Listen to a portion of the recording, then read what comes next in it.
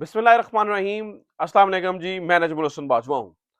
कल ईद के पहले दिन बहावल नगर के अंदर जो वाकया हुआ वो यकीनी तौर पर एक ऐसा वाकया था जिसके आफ्टर इफेक्ट्स, आफ्टर शॉक्स आने ही आने थे। जिस तरह कल ये ऐसा नहीं है कि दो अशखास की लड़ाई हुई थी, खुद दो ग्रुपों के अंदर लड़ाई हुई थी। जिस तरह 15-20 गाड़ियां आई और फिर 3 थानों के ऊपर धावा बोला गया। ऑब्वियसली इससे बादियों नजर में एक ये जो है ना वो एक तासुर गया था कि बहसियत पुलिस डिपार्टमेंट एक पैगाम देना जरूरी था कि भाई हम अपनी हदूद से क्रॉस करोगे तो फिर तुम्हें सजा मिलेगी।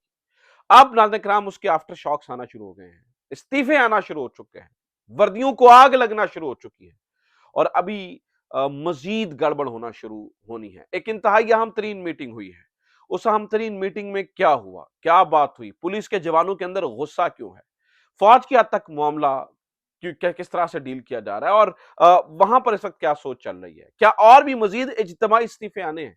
ये वो तमाम सवाल और किस किस ने इस्तीफे देने हैं, ये तमाम सवाल है जो जवाब तलब है। देखिए नाज़रीन किराम, मैं बहसियत पुलिस डिपार्टमेंट कोई बहुत ज्यादा इनका कोई तरफदार नहीं हूं, क्योंकि पिछले 2 सालों के अंदर इन्होंने जो कुछ किया वो हम सबके सामने ही है। हमने ये देखा कि लोगों के घर तोड़े गए, हमने देखा कि चादर चारदीवारी का तकद्दुस पामाल किया गया, खवातीन के सरों से दुपट्टे उठाए गए, झूठी एफआईआर काटी गई, 9 मई के चक्कर में लोगों से पैसे खाए गए, मुखालिफिन को रगड़ा गया और न जाने क्या क्या।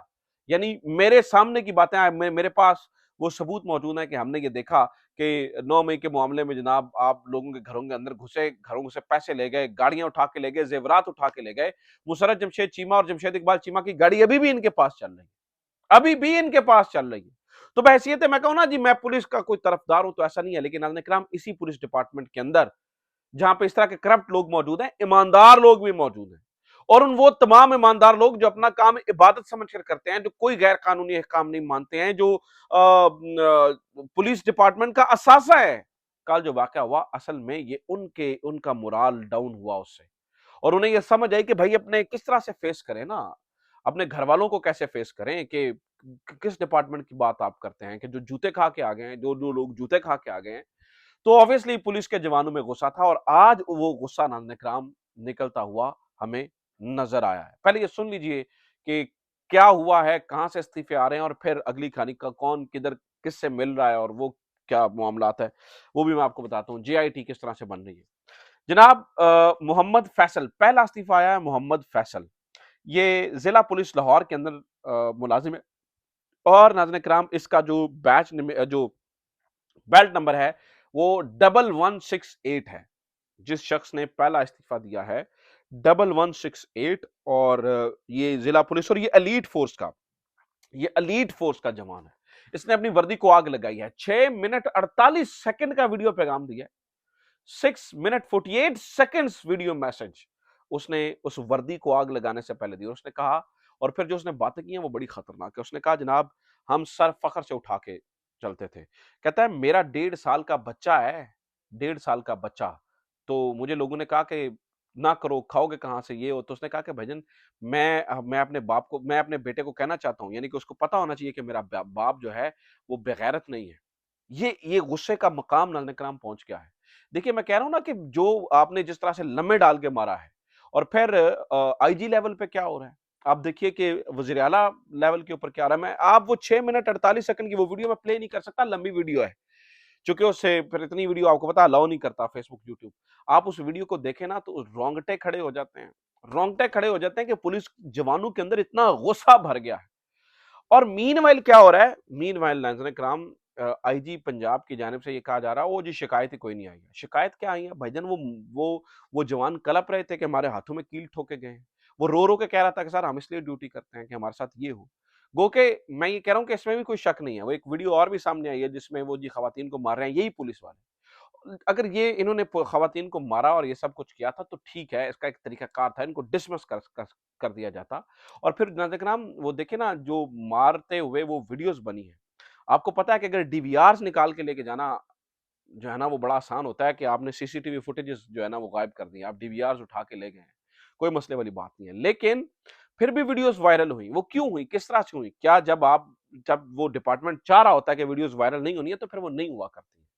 वो बादियों नजर में ये लगता है कि जानबूझकर खुद भी लीक आउट की गई हैं उन वीडियोस को, ताकि मैसेज जाए, all over the Pakistan message जाए कि भाई नाक अड़ाओगे, पंगा करने की कोशिश करोगे तो सुजा के रख देंगे, ठोक के रख देंगे, कान पकड़वा के मारेंगे, हाथों में कील ठोंकेंगे, इंजेक्शन भी लगाएँगे। ये उस पुलिस वाले ने बताया कि हमें इंजेक्शन लगाए गए और न जाने क्या-क्या हुआ और पता नहीं। और फिर एक एसएचओ को उनके उस हवालात में जाके उसके सिपाहियों के सामने, हत्ता कि मुल्ज़िमों के सामने कान पकड़वा के जो है ना, वो उसकी ठुकाई की गई। इससे ज़्यादा आप क्या मतलब जो है ना वो सोच सकते हैं। तो जनाब इस्तीफ़ा इस तरह से आ रहे हैं कि मोहम्मद फैसल मैं बता रहा हूँ पहला कांस्टेबल उसने कहा जी हमारे और फिर उसने इस बात का भी ज़िक्र किया कि पूरे मुल्क के अंदर जो कुछ हो रहा है, बेडरूम्स के अंदर कैमरे निकल रहे हैं। और ये फलाँ हो रहा है, फलाँ प्रॉब्लम्स है, फलाँ प्रॉब्लम है और एक लंबी तकरीर करके 6 मिनट 48 सेकंड की तकरीर करके पहला इस्तीफ़ा दे दिया गया और कह दिया गया जनाब कि मैं इससे दस्तबरदार हूँ। इस वक़्त पंजाब पुलिस के जवान पता क्या चाह रहे हैं? मैं आपको बताता हूँ। आप उठाइए जाइए एक सर्वे कर लें। अपने पंजाब पुलिस के जो दोस्त हैं उनकी फेसबुक वॉल्स के ऊपर जाइए या उनसे बज़ाते खुद बैठ के पूछ लीजिए। बार-बार लोग इस वक़्त एक रिपोर्ट को शेयर कर रहे हैं। इस वक़्त वो ये चाहते हैं कि जनाब हमारे जो आईजी पंजाब हैं वो जो है वो 2009 के परवेज़ राठौर की तरह का कोई काम करें। परवेज़ राठौर ने क्या किया था 2009 में डीजी रेंजर्स का बेटा था उस वक़्त मोहम्मद इमरान उसके एक कांस्टेबल से पार्किंग के इश्यू के ऊपर लिबर्टी में एक पंगा हो गया था, लड़ाई हो गई थी। तो हुआ ये था कि जनाब लिबर्टी के ऊपर डीजी रेंजर्स के बेटे ने रेंजर्स को बुलवाकर उस कांस्टेबल को पकड़वाकर अगवा करवा के ले गया था। तो जो साकिब राठौर थे सीसीपीओ लाहौर 2009 में उस वक़्त उन्होंने उस गाड़ी को भी पकड़ लिया था और 2 बंदे उसमें जा रहे थे जो कि हाज़िर सर्विस थे रेंजर्स के, उनको भी हथकड़ियाँ लगाकर अंदर ले गए थे। और उन्होंने कहा था बाकी जो 5 जो है ना वो इन्वॉल्व हैं, उनके गिरफ्तारी के लिए भी जो है ना वो छापे मारे जाएँगे। तो साकिब राठौर उस टाइम खड़ा हो गया था, एक अफ़सर खड़ा हो जाए ना, तो बड़ी सारी चीज़ें हो जाती हैं। यहाँ पे वहाँ पे डीपीओ कहता है जी वो मामूली वाक़या है, वो मामूली वाक़या है तो जेआईटी क्यों बना रहे हो? और जेआईटी इतनी जल्दी बनी, इतनी जल्दी उसने मामला खुश उसलूबी से हल भी कर लिया। पता चला जी वो कह रहे हैं वो देखो तुसां भी ज़्यादती कीती, उन्हां भी ज़्यादती कीती, सब बराबर-बराबर। ऐसे नहीं होता ना, यानी कि ये कोई यस्सु पंजों का खेल तो नहीं है ना, या मोहल्ले का कोई जो है ना वो बंदर किला तो नहीं आप खेल रहे कि उसको भी जूतियाँ पड़ गई, उसको भी जूतियाँ पड़ गई तो मामला और हिसाब बराबर, ऐसे नहीं होते हिसाब बराबर। ये कानूनी मामला था और इसको उसी तरीके से जो है वो नाज़िम हल होना चाहिए था। आज ही साहब कहते हैं मेरे को शिकायत ही कोई नहीं आई।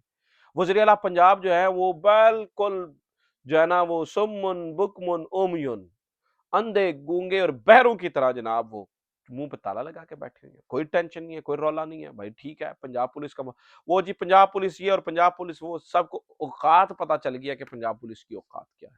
ठीक है?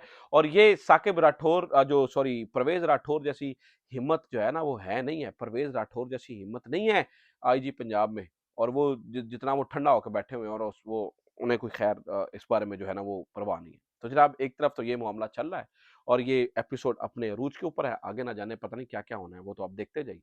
दूसरी जानिब नाज़रीन इकराम ईद के दूसरे दिन भी झूठों के झूठ जारी हैं।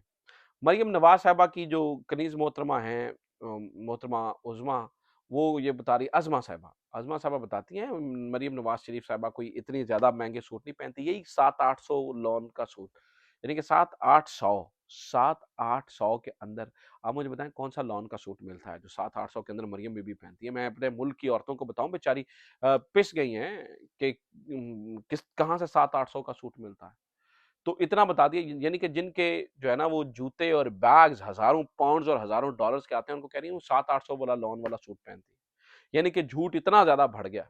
फिर नाज़रीन इकराम कहानी यहाँ पे भी नहीं रुकी रुकी है। इस वक़्त एक और मुहाज़ खुल गया है। मोहम्मद मदनी ने एक जारी कर दिया है वीडियो मैसेज और उसमें उन्होंने हाफ़िज़ फ़रद साहब को डायरेक्टली एक्यूज़ किया है। वो टिकट खरीदने, बेचने में उन्होंने कहा जी इनकी वज़ह से टिकट खराब हुआ और मोहम्मद मदनी के साथ हुआ भी ये नाज़रीन इकराम। आप ये देखिए ना कि हमज़ा शहबाज़ को जीते तो नहीं हुए थे।